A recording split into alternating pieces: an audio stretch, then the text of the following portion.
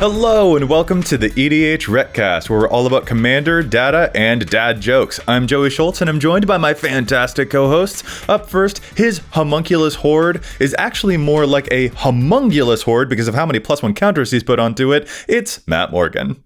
So I tried to start an argument with a skeleton and it didn't want to participate. I just think that it's because it didn't have the guts to start a debate.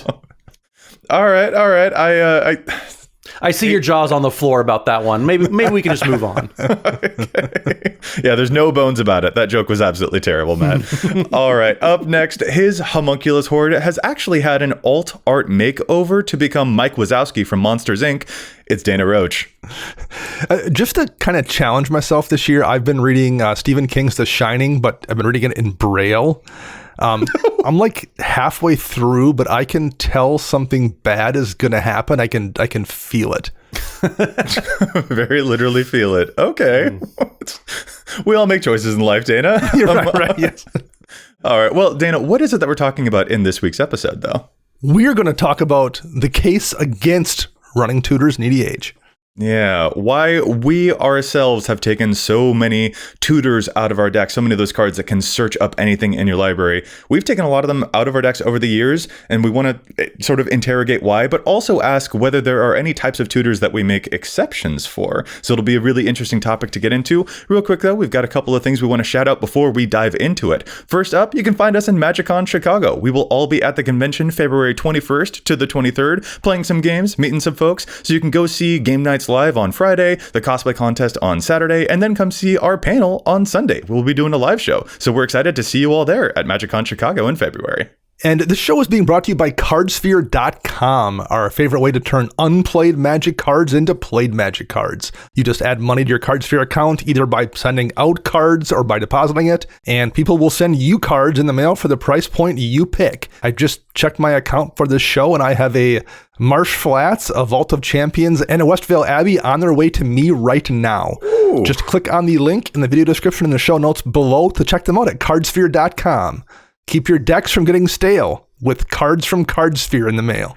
Matt, he changed the rhyme. He did the thing. He changed the rhyme. I changed the scheme. Dana's keeping me on my toes, and I've got up my game for these patron shout-outs. But speaking of patron shout-outs, there's a lot of ways that you can support the show. You can subscribe on YouTube, subscribe on your local podcast app, all sorts of ways just to share the show with your friends. That's probably the best gift you could have given your friends this holiday is a recommendation of the EDHRECast. We definitely appreciate the word of mouth that way. But if you'd like to support us on patreon.com, you can do that as well. There's all sorts of patron levels, whether you want to see all of our historic challenge stats picks. We've been doing this show over 350 episodes, everybody. That's a lot of challenge stats that we've been doing. So if you would like to see all those, catch up over the years, you can do that over at patreon.com/EDHRECast.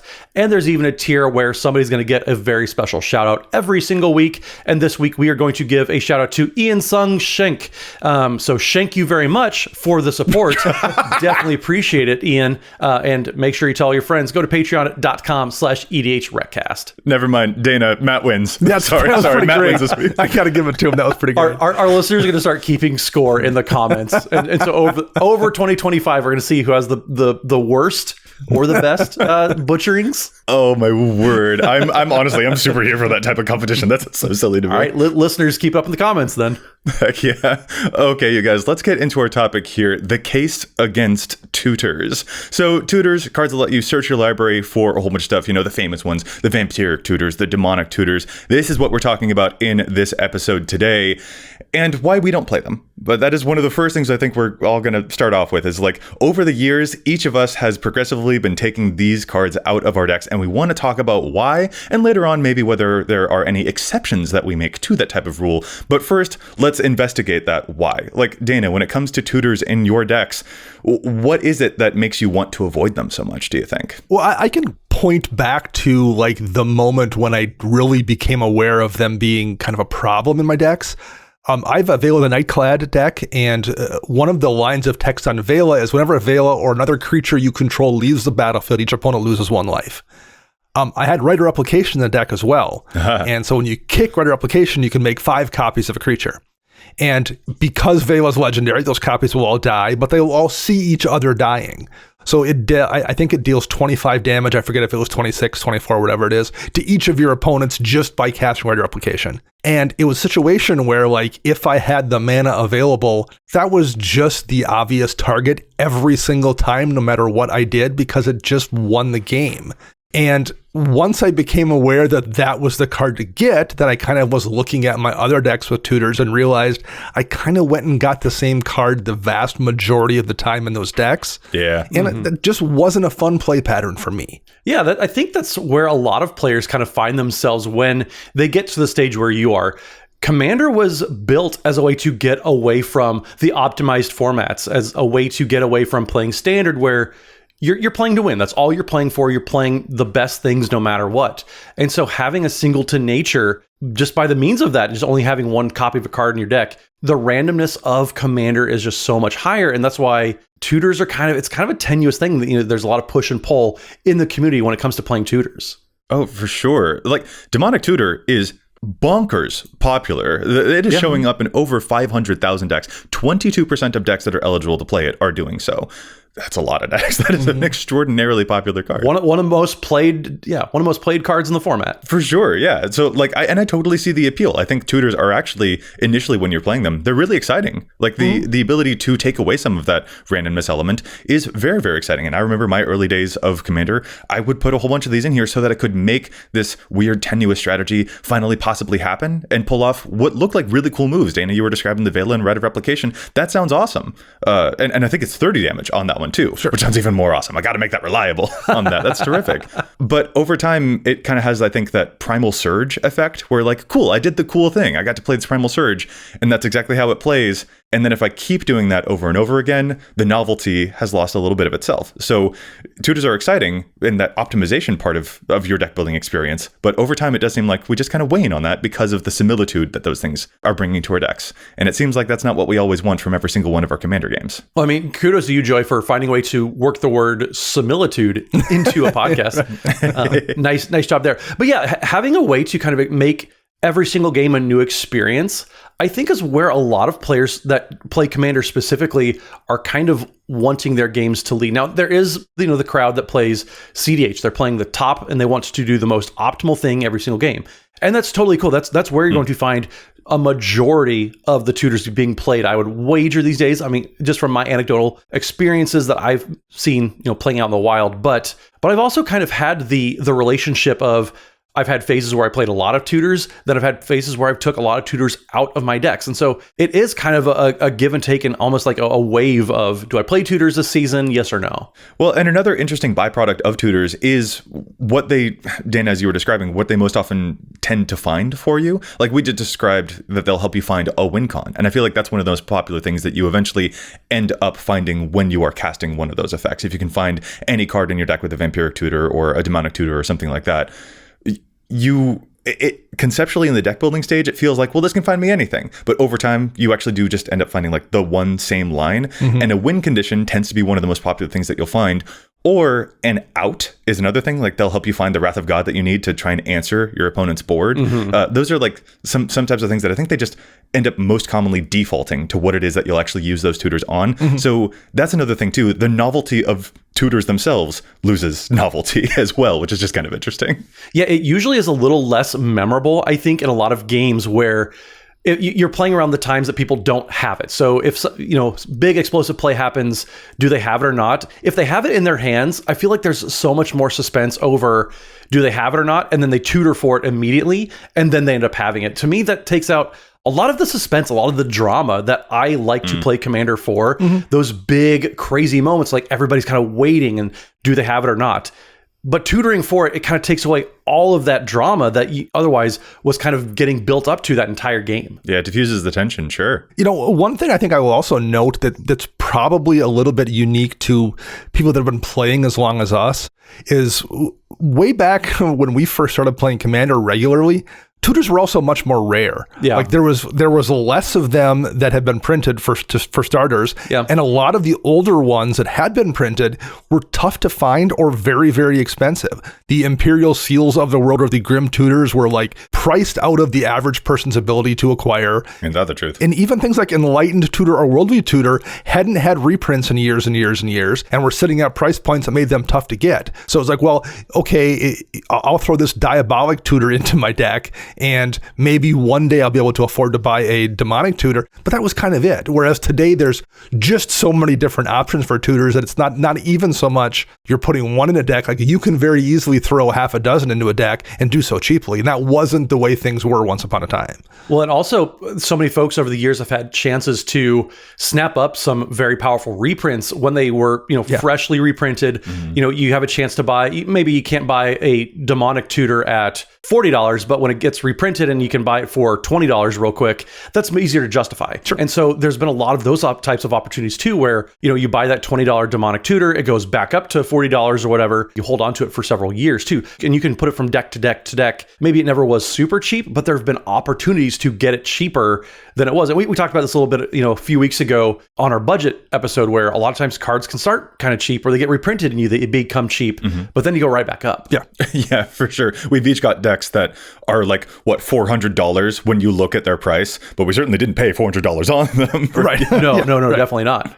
Well, and circling back to the tutors thing as well, there's something here that I think is also kind of an interesting point. Every tutor that you put into your deck is another piece in your deck. Like, this can help me find any creature or any enchantment. So it kind of serves as a copy of each one of those enchantments, which means it can affect your evaluation of the redundancy of those effects in your deck, the density of which effects you actually have in your deck. It can kind of shore up a lot of those things. And personally, another thing that I enjoy about the experience of having removed so many of these tutors from my decks is that there is kind of a deck building benefit of forcing myself to increase the density or those redundancy of some of those staple effects, such as card advantage in my decks or some protection effects. I can't always rely upon one thing helping me find the answer every time. Instead, there ends up being a little bit more of a challenge in the deck building phase.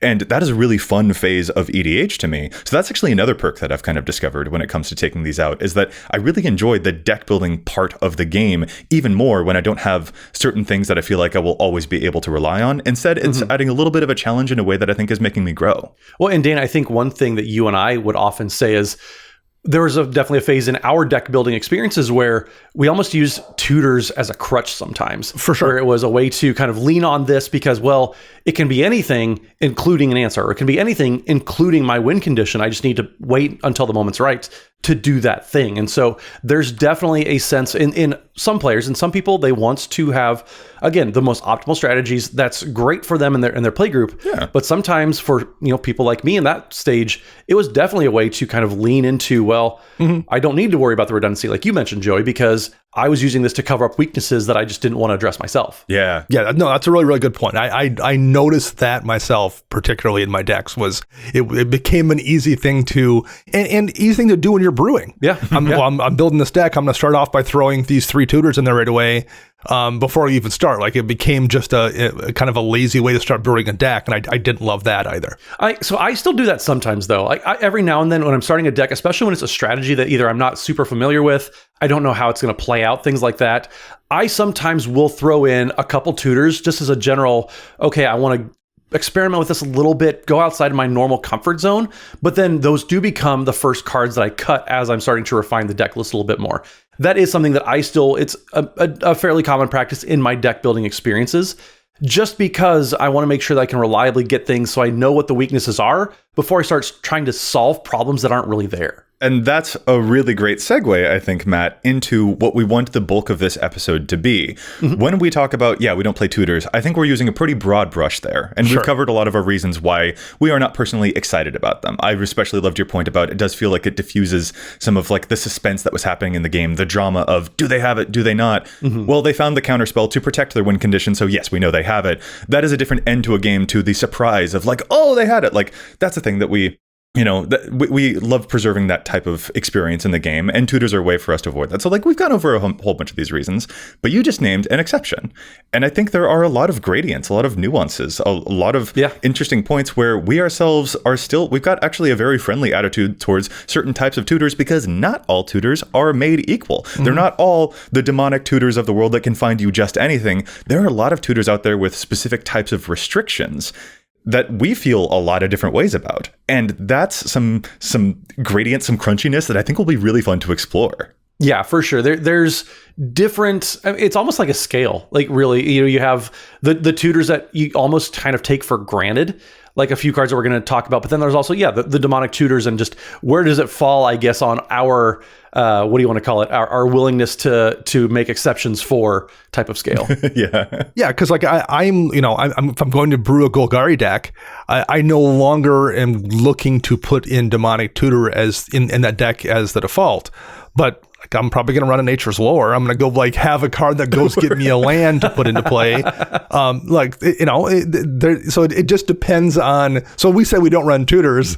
Like that's a very broad statement that isn't necessarily true if you want to split hairs about what constitutes a tutor. Yeah, because if you run a ramp spell, you're kind of playing a tutor when you get down to like the most basic way of approaching it. Right. Like Rampant Growth literally tutors up a basic land and puts on the battlefield for you. So I think most people, because it's such a fundamental part of the game, most folks just don't consider those tutors. But I mean, if we're going to set okay, whatever, that's fine. We can get away with that.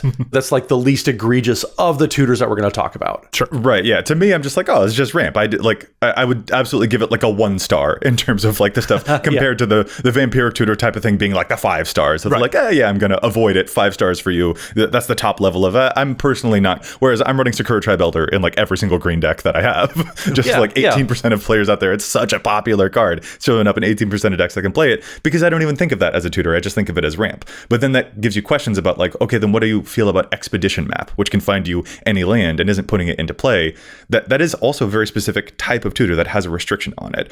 What about cards like Woodland Bellower, which has a restriction on how big the mana cost of the creature you can find will be? Once you add in a whole bunch of those restrictions, it does get a little bit thornier. And that's where I think there's some interesting stuff to dive into. So, should we talk about a few of these exceptions we have for decks and like the situations where we do run some of these tutors?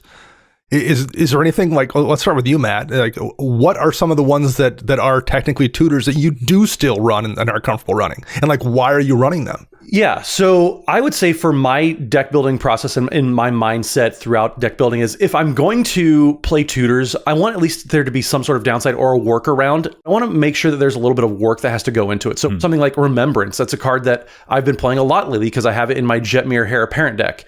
It's super, super specific in what it does, but it doesn't mean it's not powerful either. It's just, it has such a narrow use case because there's literally like 5 different strategies that can use that.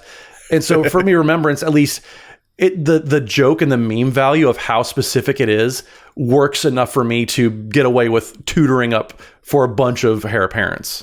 And that's what's so cool. Remembrance is a white enchantment 4 mana. Whenever a non-token creature you control is put into a graveyard, you may search your library for a copy of that creature card, reveal that, put it into your hand, and then shuffle your library. So yeah, literally only like Heir Apparent, Shadowborn Apostles types of decks can even use this. But this is a perfect example of an exception, because like if you play this in your Heir Apparent deck, yes, you're searching your library, but I'm not batting an eye at it. I'm just like, are you kidding? That's so funny. This doesn't have the same level, the 5-star level of egregiousness that would like cross a threshold for me to be like, oh, it's not a tutor that I would play. Are you kidding? I would totally play Remembrance in a deck like that. That's so funny. Talking about Birthing Pod, like Birthing Pod is a card I do have still in one deck. It's in my Glissa the Trader deck.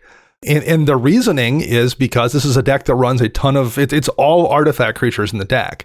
And my thought process as well, I sacrifice an artifact creature to go get a slightly better artifact creature. And then because of the way Glissa works, that artifact creature that I just sacrificed will eventually wind up back in my hand to reuse. But I've had more than one person, when they've seen me cast that Birthing Pod and then use it, say, well, that's the most disappointing Birthing Pod's use I've ever seen in my life. Because like they're thinking in terms of modern, where it's usually there's some kind of a chain you're doing, the traditional pod deck, where it's like leading to a infinite victory.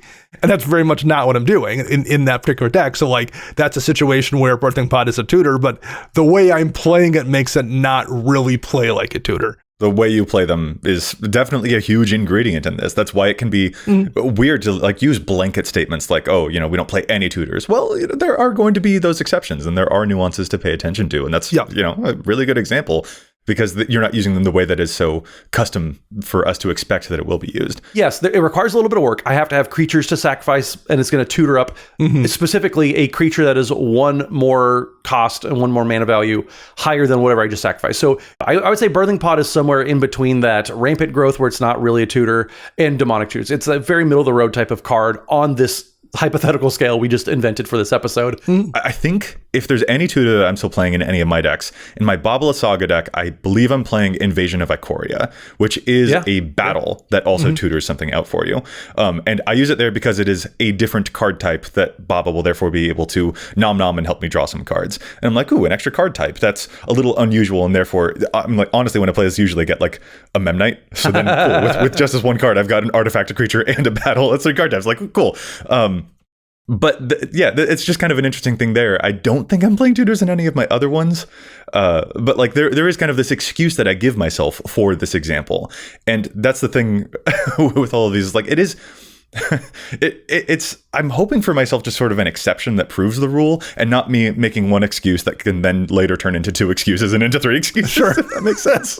Right. I'm a much more comfortable with stuff that feels like it's thematically accurate with the deck I'm doing too. Yeah. I still have a Stoneforge Mystic in my Azorius equipment deck because it's only getting equipment and that's what the deck is doing. And it feels like it's a piece with the deck's greater, you know, overarching theme. And beyond that, having played that deck for several years now, I've also noticed I don't get the same thing. Like it's a card that truly is like I played and like what would be convenient to get right now? Do I need to draw a few cards? I can go get this thing. Do I need a little bit of protection? I'll go get that. Like it doesn't feel repetitive. It's just a card that I play that winds up getting me something useful. And it isn't a situation where it necessarily feels like it's changing how the game plays in kind of a repetitive way. So that kind of thing also I tend to be okay with making exceptions for. Yeah, the repetitiveness of what we're tutoring for specifically. Yeah. I don't want to find myself tutoring for the same thing over and over and over again. Yeah. So that's where I try to like limit it on when I'm putting tutors into my decks. I felt that most strongly when I was first building my Yannette Cryptic Sovereign deck, who flips odd mana cost cards off the top of your deck, and you can play them for free. Sure. Yeah. When I first had that deck, it felt very easy for me to thematically justify a mystical tutor in my deck. Sure. But then immediately I'm always getting the same 9-drop sorcery on top of my deck, and I'm like, well, okay, but like I kind of prefer the cleverness of like I have to brainstorm something on top of my deck instead of always reliably finding the one thing. Another thing about the Yannette deck is that when I had those tutors in there and when I had like expropriate level cards in there, that made Yannette such public enemy number 1. Sure. That no one would ever let it live because they couldn't afford to. I might get a void win or an expropriate going on, and so having that feeling of I myself am a little bit tired of always getting the same things, and also I want my commander to live so that it can do anything and not just have one extreme impact on the board if it gets to do something. By taking the tutors out, it also encouraged me to be a little like soften a little bit of the other cards that I could flip into play, that they're not quite so backbreaking as an expropriate. And I've had a lot more fun with that deck as a result of those changes. Yeah. There you go. But it was so easy for me to thematically justify that, like, oh, this deck cares about the top of my deck. So therefore, this, mystical tutor type of effect that puts something on top of my deck would be so thematically on point. But it still led me down a road that wasn't actually fun for me. And that was a really important breaking point for me to be like, let me ease up on this. This is not a deck that I want to always be pumping the gas with. I want to have a different type of experience with this deck, and I want other people to have a different type of experience with it too. Yeah, we haven't even talked about the social impact that tutors have on gameplay. Yeah. You sit down at tables and if I see somebody tutoring for a couple cards, but if they tutor more than twice, I immediately know like I probably need to focus them down before those tutor targets start making major impact on the game. 100%. That's why, Dana, I know that you like to lay low for a long time. And so taking tutors out of your decks, that allows you to lay low and kind of deflect some of the attention that Joey, you were just talking about. When someone casts a demonic tutor, you assume they just went and got the worst case scenario. Yeah, 100%. There's another aspect to tutors that I also want us to have time to explore as well, because there are certain ways that tutors get used that I think we would label as especially big exceptions. For instance, how we feel about tutors that enable a hidden commander strategy when your most important card or a secret commander is actually in the 99 and you need to be able to find it. Or there are some tutors that are extraordinarily hyper specific as well. And I think that deserves a whole lot of time. We'll probably get to that in the back half of this episode. Right now, though, how about we put this discussion on a quick pause and challenge some stats? There's so much data on EDHREC that we don't always agree with, so we'll be right back to talking about tutors after we challenge some of those stats. Hey everyone, we're really excited to share an awesome announcement with you all. So the EDHRECast is thrilled to announce that we are officially partnering with Dragon Shield moving forward as our accessory partner. We have some amazing collaborations for the future. We are so pumped to do this. The first EDH deck I ever built, I sleeved up in Dragon Shield sleeves, and there's something really special and nostalgic about being officially partnered with them after all these years. It is so cool to finally and formally make that happen. And also, we make a living doing Magic stuff, so we're always on the search to find the best stuff to make our Magic lives easier. And I don't know about you guys, but I am a very heavy mash shuffler. Like, I crash those sleeves together, and let me tell you, Dragon Shield mats do not split, which is just so fantastic. Well, and if you want some of the best options too, you have every color under the sun to pick from. You have art sleeves, you have the double mats. Oh my gosh, we are so excited for this partnership, and we just cannot wait to see what the future holds, because there are some very cool things on the horizon. Yeah, I love those matte art sleeves. My brother has a whole collection of them, and let me tell you what, I have been jealous. So I'm excited to see this finally happen. Super fun. Yeah, so keep an eye out in the future for everything coming between the EDHRECast and Dragon Shield. The future could not be brighter, so we are so excited to take you all into the layer moving forward. Thank you, Dragon Shield, protecting your cards in style. This episode is also brought to you by Archidect, an amazing deck building website with the best playtester in the game. Seriously, give that playtester a look if you haven't already. It's top notch and so intuitive. The way that things can be moved and grouped and copied, and even adding extra counters to all of your stuff is a total cinch. You know you love playtesting before you commit to buying any cards, and Archidect makes that super easy. And whenever I'm updating decks, whether I'm importing a whole list of cards or just adding a handful here and there, it is super easy to do because you can actually drag and drop cards from Scryfall or from EDHREC directly into your deck on Archidect, and they will load into your deck super fast. That is so dang cool. Give archidect.com a look. That's ARCHIDEKT.com. Genuinely my favorite deck building website. Can't recommend it enough. All right, so I'm going to get us started with challenges stats this week. And so I've actually gotten to play a lot of Magic lately, so a lot of experiences are going to influence my challenges the next few weeks. But one card that I was just absolutely blown away with, I've always known that it's powerful in a lot of decks that I build, but I see it not showing up in very many decks for Jetmir Nexus of Revels decks. So Jetmir is that Naya colored commander, all about getting a lot of creatures on the battlefield and then giving them progressively better and better buffs to them. So you're putting a lot of creatures on the battlefield. Rite of Harmony is a card I drew so many stinking cards off in my Heir Apparent deck. So Rite of Harmony is a green and a white, for instance, that says, whenever a creature or enchantment enters the battlefield under your control this turn, draw a card. And then it has flashback for 2 and Selesnya as well. This card was super powerful just every single time that I've seen it. And when I look at the typical Jetmir Nexus of Revels decks, it's going to do a lot of card draw when you're incidentally making a bunch of tokens. You have cards that are played in a majority of Jetmir decks, like Adeline, Resplendent Cathar, and Pakal, Thousandth Moon, which cost 0 mana to actually generate tokens off of, but they're going to draw you all of those cards. You have Artifact Mutation. Why not pay 4 mana to get rid of a powerful artifact on the battlefield, but then also draw a bunch of cards equal to the mana value of the artifact that you blew up? There's so many interactions in Jetmir decks in general, and just token decks, that Rite of Harmony is just such a powerful effect that's going to draw you at least 5 cards consistently, and for only 2 mana. That's a rate that just most blue decks can't even keep up with sometimes. So I absolutely think that over 14% of those Jetmir decks out there currently playing Rite of Harmony need to step up their game. This is just such a powerful card.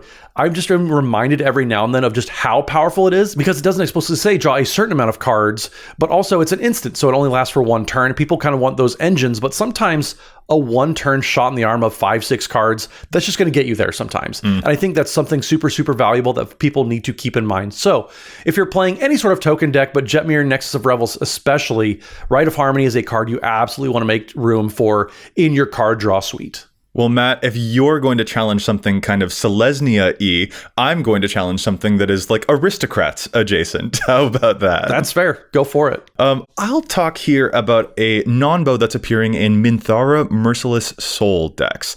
This is honestly one of my favorite commanders from the Baldur's Gate Commander Legend set that they made. I've drafted Baldur's Gate probably 6 or 7 times, and I've played Minthara Merciless Soul in 3 of those experiences because she's just really, really good, and I've won all those. Frankly, I won so many times with her in those draft environments. Frankly, Dana, do you think I should just like actually finally build a Minthara deck of my own one of these days? I think at this point, yeah, you probably should just build one. Yeah, I really like her. Minthara is a 4-mana 2/2 elf cleric in black and white. She has Ward X, where X is the number of experience counters that you have. And at the beginning of your end step, if a permanent you controlled left the battlefield this turn, you gain an experience counter, and creatures you control get +1/+0 for each experience counter you have. So over the course of those games that I played with her in that draft environment, she would slowly build up and up and up to like having 5-6 experience and provide a buff of +6/+0 to all of your other creatures and protect herself with that ward ability. All you have to do is make sure that something has left your battlefield before you get to the end step. And that's a pretty important thing here, and that's why I'm going to challenge as overplayed the card Teleportation Circle that's showing up in an even quarter of the 3,377 Minthara decks that are out there right now. Teleportation Circle is a 4-mana white enchantment. Beginning of your end step, exile up to 1 target artifact or creature you control, then return that card to the battlefield under its owner's control. This is a great card. If you are doing some blinky stuff, then totally, I understand the appeal of this. The problem that I have with it in Minthara is that it doesn't actually enable Minthara's trigger itself. You would need some other stuff like a treasure token leaving the battlefield or playing a bounce land or sacrificing a creature to actually enable her ability before you reach your end step. Teleportation Circle will trigger at the same time that Minthara wants to trigger, and if nothing has left your battlefield yet, Minthara's ability won't even go on the stack, even if Teleportation Circle will flicker something there for you. Teleportation Circle does not enable Minthara. That's why I'm going to call this one overplayed, and there are so many other possibly aristocracy things that you could be doing with this commander that I don't think you'll end up needing this one. You can play other types of cards that will have something leave your battlefield before you reach your end step to enable Minthara to actually trigger and give you that experience counter in the first place. I would say watch out for Teleportation Circle and cards like it that only trigger on the end step. There's a timing non-bow with her there. So keep your eye out on that one, and maybe also keep your eye out for whether or not I actually finally build this one for my own proper EDH roster and not just for when I'm drafting. And my challenge this week is from a patron, Mr. Necromancer. So this is our listener-submitted challenge, and Mr. Necromancer is a new Patreon. So hey, join our Discord and be a patron, and you can get a card and challenge the stats. This is for the newish legend Kona Rescue Beastie, and at the time of writing, the card Dolmen Gate is only showing up in about 13 Kona decks. Kona basically has survival. It's a 4/3 for 4 mana. At the beginning of your second main phase, if Kona is tapped, you may put a permanent card from your hand onto the battlefield, which is a really powerful ability. But Kona has to be tapped, meaning Kona has to survive the combat phase, assuming you want to use that to tap Kona. Dolmen Gate to the rescue. A 2-mana artifact, prevent all combat damage that will be dealt to attacking creatures you control. So it lets you just wildly attack out with Kona and then be able to play your permanent for free during your second main phase. And Dolmen Gate's just genuinely a really great card in all kinds of situations. Like, it's in this particular situation, it enables Kona, but like it enables everything you're doing in a mono green deck, since you're almost always winning by swinging, and it lets you swing with your creatures and not have to worry about them dying. It's just a great card all around, and that's a really good use for it. So thank you, Mr. Necromancer, and Kona players. Take a look at digging through your old cards and pulling out a Lorwyn copy of Dolmen Gate to add to your deck. Yeah, talk about a card that's due for a reprint one of these days. Yes. The card has crept up a little bit in price, but dang, is it good. There are a lot of decks that I think probably want this one, and Kona's a great home for this one for sure. All right, guys. So getting back into our main topic here, I'd hinted before that there are some other even crunchier exceptions of tutors that I had wanted to interrogate our minds a little bit about here. And I'm when I say hyper-specific tutors, I am really truly trying to be like hyper-specific tutors. I don't mean like an Entomb or a Buried Alive. Like those are certainly more niche than your average tutor that can find any card and get it right to your hand. Those cards will get something just to your graveyard. But like, if you're playing graveyard stuff, that's such a good ability that you know that those cards are really cool. So like, even though they are niche, they're still like very, very popular and very, very effective. And that's why I personally have even moved away from using those ones. That's not what I mean when I say hyper specific. I don't mean like finding stuff for graveyard or things like that. I mean stuff like Sanctum of All, an iconic Shrines card. If you are playing a 5-color Shrines deck, Sanctum of All will tutor up more Shrines for you. And in fact, that's kind of one of the whole appeals of making a Shrines deck in the first place. So that's kind of what I want to talk about with you guys, are those effects that do happen to tutor and which also maybe even feel iconic or inevitable in some of the strategies that they belong to. Like if you're playing a Shrines deck without that most iconic 5-color Shrine, as a deck builder in the deck building stage, something feels weird. Yeah. And it kind of feeds into a couple of other also very, very niche tutor types that might be out there, such as like creature type tutors. There are cards like Elvish Harbinger or Goblin Matron or Sarkhan's Triumph, which are niche specifically to like only these creature types will be able to take advantage of these. And in the case of a card like Elvish Harbinger, which also just taps you for a mana or whatever, and also happens to find you an elf, I don't think I personally bat an eye at that being in an elf deck that I make or that anyone else makes, because it does sort of feel so much like there's an inevitability to that type of thing. Are there other things that it does kind of feel like as a deck builder, it would be weird if they were not there, or it just feels like so nonchalant if they are there is maybe a way to phrase it? How do you feel about some of these? So those, like you mentioned, the typal specific, like the Elvish Harbinger cards like that, the typal specific tutors like that, Flamekin Harbinger stuff, I don't think that's all that egregious, because I like you said, Joey, the inevitability of that, I would put that kind of in the same category as Sylvan Scrying type of cards, where you have a fairly finite realm of answers, but it's also such a small card pool that's integral to how any given deck is going to function. I don't think it's all that bad. I think that's less egregious to me. Again, maybe on the scale, we said Birthing Pod is halfway along there. I think that's just before Birthing Pod when it comes to how much internal struggle I have with playing that. Because when you're playing like Elvish Harbinger, you have so many elves you could be doing, and there's so many different situations you could grab any given one. I would say there's enough of a variety there that most players are playing those because you have a deep pool of potential targets to get. Yeah, I think when you're talking typal stuff too, I think what the creature type is matters a lot too. Sure. Being able to, going to get the best merfolk out of your deck or the best elf is probably significantly less impactful than getting the best dragon or the best sphinx out of your deck and putting, those are going to impact the game in different ways. And as I say that, I'm like, oh, Thassa's Oracle is in fact a merfolk. But ignoring that specific example. I don't think you're playing a merfolk Harbinger to grab Thassa's Oracle. I think those are different decks. Right. Yes, that's yeah. One can hope. Yeah. But yeah, and even that's a different creature to playing like a Conduit of Ruin in an Eldrazi deck. And like Conduit of Ruin is so good at helping you discount other Eldrazi things that you play that it does sort of feel like, it would almost kind of be odd not to see that in a list. And sure. I feel that way about some of these cards, and it's easy to point to like the creature type version of that. But then there are also cards like Gravebreaker Lamia is another example here.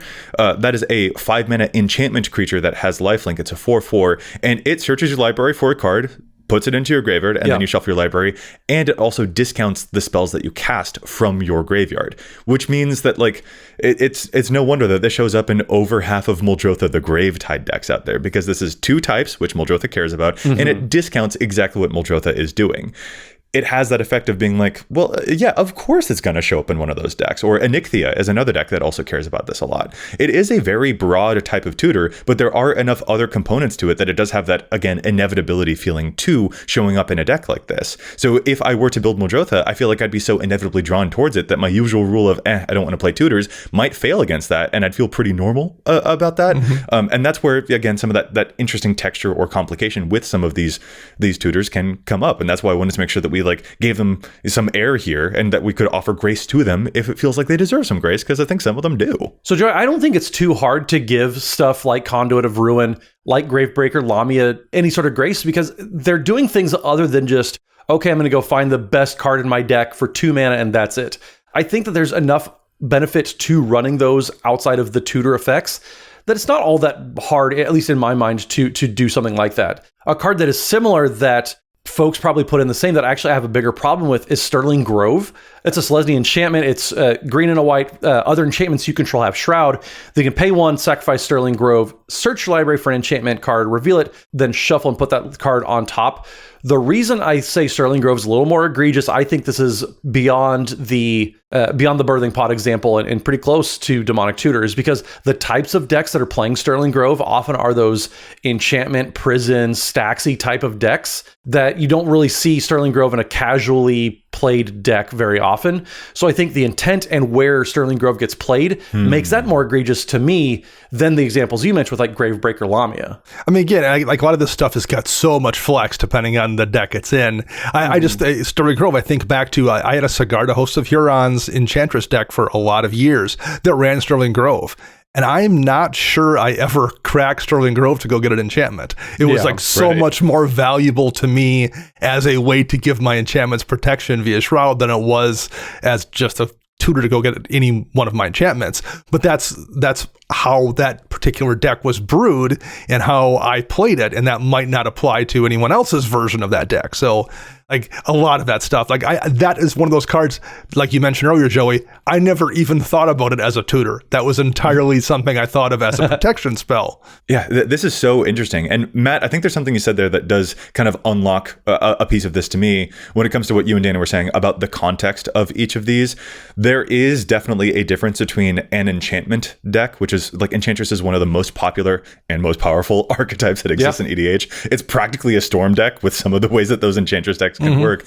There's a difference between that type of deck playing tutors and like a silly crab deck playing tutors, or like a Prosper deck not playing tutors is a different situation than a Gormul Drac deck not playing tutors. Those are very different calibers of commander. And so the context that you're pointing out there is, also very important with how we end up feeling about whether or not we're going to end up putting these into our own decks. By the by, do you guys have thoughts or experience about tutors in the command zone? I've have some experience with this personally. My Reki History of Kamigawa deck was originally a Yasan Wanderer Bard deck. When Yasan was first previewed in, it was a 2015, Magic 2015, I think. I think so. I was like, I wanted a mono green deck, and this looks like a, kind of a silly thing. It hadn't it's a CEDH level deck, but like at the time it wasn't really something that was recognized for being powerful. I'm like, this will be kind of a fun thing to do. And I built a deck, and it became very apparent like 3 games in, this deck is just going to play the same every single time.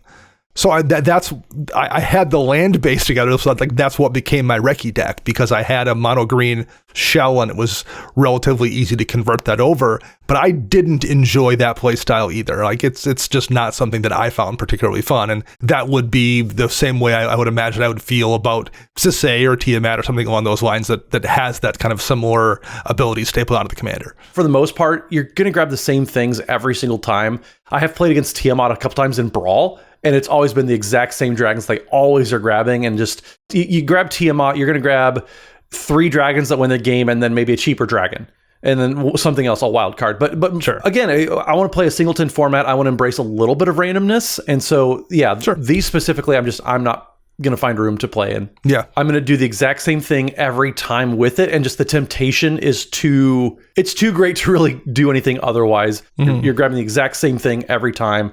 And I think that repetitive nature of it also is going to be a reason I'm not going to want to play it. There are some situations where hidden commanders, for example, like that's almost impossible to play unless you are running tutors. Right. And while it's not necessarily a hidden commander, I have an Athreos deck it's a Pestilence deck. Like the way the deck functions is built around having Pestilence in play. Or I guess Withering Wisp is a second version of Pestilence. But that's really it. There's 2 of those cards. After that, I'm getting down to, running creatures that do a similar thing like Thrashing Wumpus, which half of you listeners right now think I just made up because they've never heard of that card before. It's a real actual Magic card. And like that's like my 3rd best Pestilence in the deck, right? Like that's how rapidly things fall off. So I still have a couple of tutors in that deck because like if I don't, it just doesn't work if I can't go get one of those Pestilence effects. So like, I say I don't run tutors, but that deck has, I think, 3 of them because I I need to have ways to get one of those cards into play. Yeah, the Hidden Commanders thing is a place where I feel like I end up giving a lot more exceptions for sure to even the broadest of broad tutors that are out there because, if you do have a specific card in the 99 that you're trying to build around, you do kind of got to actually finally see it. And you can't rely upon just raw card advantage to finally get you to that point. I think probably one of the most famous examples of a Hidden Commander deck was probably when Josh Lequai had that 5-color Nikosar the Mindrazor deck where he wanted to wheel and deal a bunch of damage, but not just in Grixis colors. But then you do have to actually find that thing in the first place. I'm not sure if he still has that deck around anymore, but like Hidden Commanders is a thing that we do see people talking about online pretty regularly, and a lot of folks will play some commanders that can help you search the deck a little bit more easily to find some of those things. Zur the Enchanter, Rocco is another one that can tutor your deck as well to help you find something specific. So sometimes it's right there in the command zone versus like having a whole density of them. I think one of the weird ways that I end up feeling about some of those is that, yes, you are playing those tutors to help you find that first thing.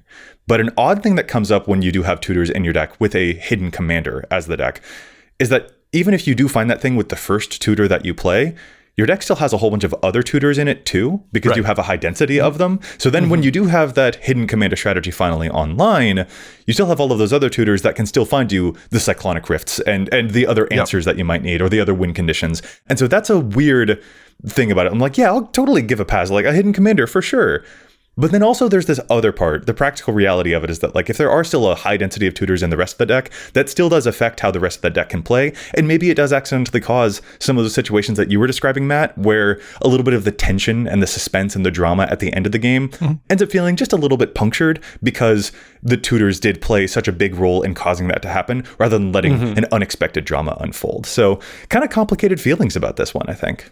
So we all have a friend, all three of us have a friend who plays the Hidden Commander's Warp World. So it's not really too hidden because we all know this deck as soon as he sits down. But it's a nightmare. I love it. It's the most obnoxious deck to play against, especially because I like playing permanents and Warp World doesn't let you play permanents. But yeah, the deck and the density of ways in which this person's recurring Warp World over and over and over again. And even when you find ways to get rid of it, they still have like Rift Sweeper and all these ways to get it back from exile.